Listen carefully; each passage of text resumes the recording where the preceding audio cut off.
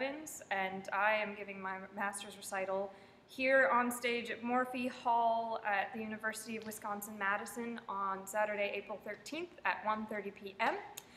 One of the things that I've decided to do was kind of change it up, the advertising that is, for recitals.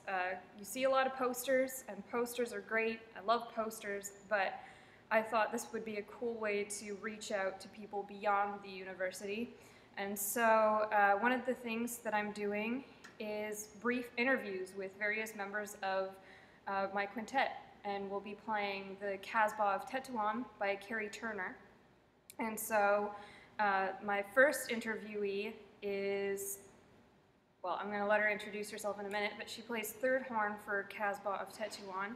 And she's going to be talking with me today about the Brahms Cello Sonata in E minor, which was transcribed for horn by Scott Brubaker. My name is Amanda Fry. I'm a sophomore here at the university, and I'm from Madison, Wisconsin, so hometown. This is really exciting. I'm really excited to be a part of this collaboration with Hope.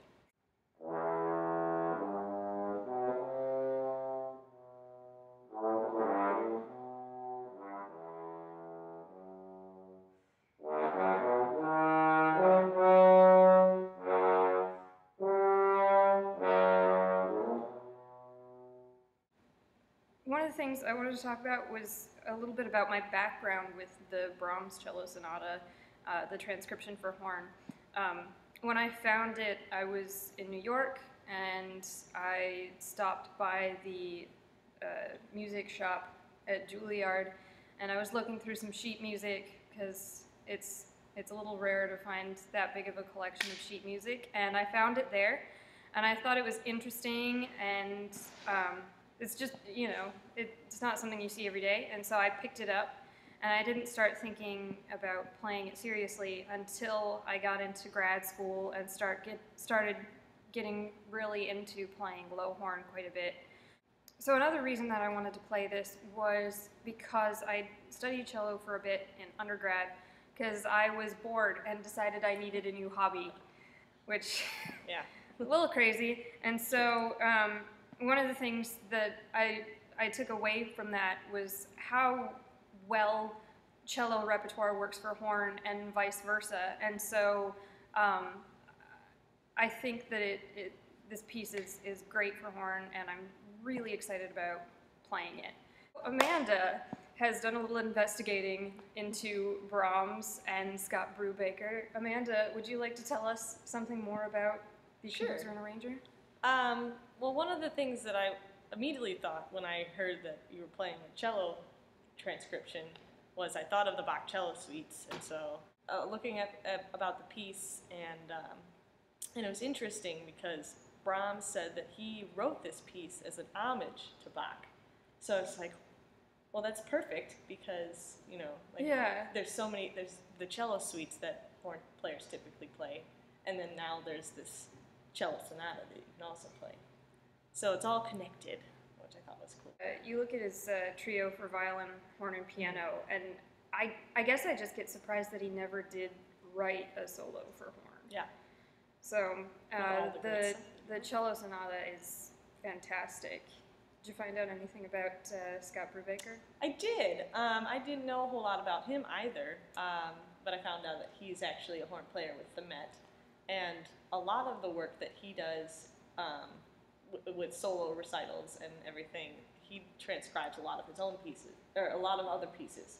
So he doesn't usually play a whole lot of works written for horn, but he likes to make them into horn pieces, which is interesting. Which is fantastic, because I think there's expanding a lot of the repertoire. Yeah, exactly. I feel like there's a lot of great repertoire out there for lots of instruments, and why shouldn't horn players pick it up? And especially because that shows that horns can play a whole another side of, you know, like an instrument, like it can take on different roles. One of the things that's nice about transcribing for horn is that horn has kind of the widest range of the brass instruments. So when you get things for string instruments and you transcribe them for other instruments, it's really helpful in that on strings, you have such a wide range, so it's really nice when it's transcribed for horn because of the fact that that wide range is still available.